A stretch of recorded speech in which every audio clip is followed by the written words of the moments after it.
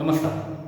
आज आपण संत चोखामेळा यांचा ऊस डोंगा परी रस नोहे डोंगा हा अभंग पाहत आहोत.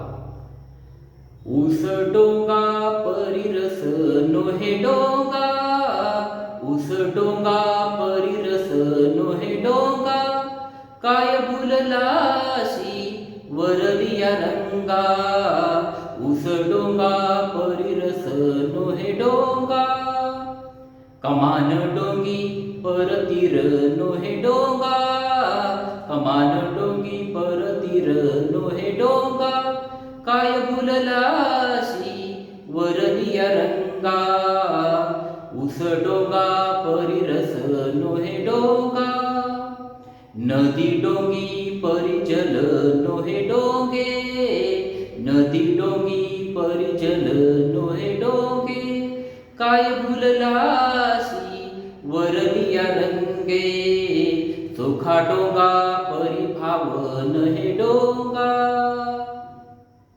खरे विद्यार्थी मित्रांनो, या ठिकाणी संत चोखामेळा म्हणतात चोखा डोंगा परी भावन हे डोंगा.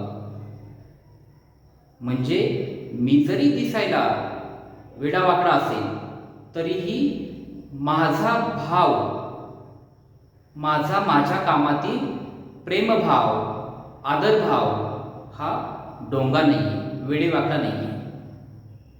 या जगामध्ये आपण कसे दिसतो, आपण कोणत्या कुटुंबामध्ये जन्म घेतो हे आपल्या हातामध्ये नाही, परंतु आपण जे काम करणार आहे ते काम आपण प्रेमाने, त्यामध्ये प्रेमभाव, आदरभाव ठेवणं हे आपल्या हातामध्ये आहे. कारण आपण जर आपल्या कामामध्ये जर प्रेमभाव, आदरभाव जर ठेवला तर ते काम एक अमृताप्रमाणे होऊन जाईल. या जगामध्ये अनेक शास्त्रज्ञ, संत महात्मे येऊन गेले. त्यातील एक शास्त्रज्ञ आहे मायकल फॅरेडे. हा अगदी अडाणी माणूस होता, म्हणजे फक्त लिहिता वाचता येत होतं, खूप शिक्षण त्या माणसाचं झालेलं नव्हतं. पण ह्या मायकल फॅरेडेने आपलं संपूर्ण आयुष्य हे इलेक्ट्रिक करंट, इलेक्ट्रोमॅग्नेटिझम याला वाहून घेतलं. त्याने ठरवून टाकलं जीवनामध्ये मला हेच करायचं, आणि दिवस रात्र त्याने त्या कामाला वाहून घेतलं, मन लावून काम केलं. त्यामुळे तो खूप मोठा शास्त्रज्ञ होऊ शकला. दुसरा शास्त्रज्ञ आहे थॉमस एडिसन. तर या शास्त्रज्ञांनी इलेक्ट्रिक बल्बचा शोध लावला. हा शोध लावताना जवळजवळ 10,000 वेळा, म्हणजे हजारो वेळा ह्या शास्त्रज्ञाला अपयश आलं, आणि शेवटी 10,000 वेळेनंतर त्याला अखेर यश आलं. त्यानंतर त्याला एका माणसाने प्रश्न विचारला, तर तुम्हाला एवढ्या वेळेस अपयश आलं, तुम्हाला कंटाळा आला नाही का? तुम्हाला हे काम सोडून द्यावं असं वाटलं नाही का? ते म्हणत होते, मी याला माझं काम म्हणून पाहतच नव्हतो, हे माझ्या जीवनाचा एक भाग आहे.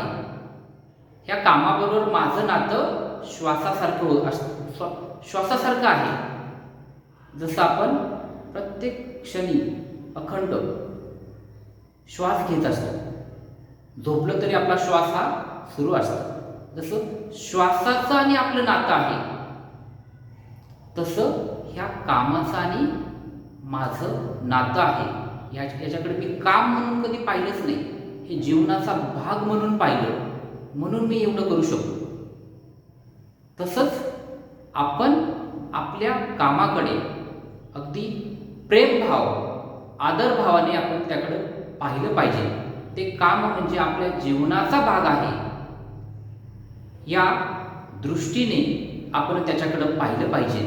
आणि आपलं काम हे जे सृष्टीचक्र आहे, हे जे निसर्गचक्र आहे, ह्या निसर्गचक्राला मदत करणारं असं आपलं काम पाहिजे.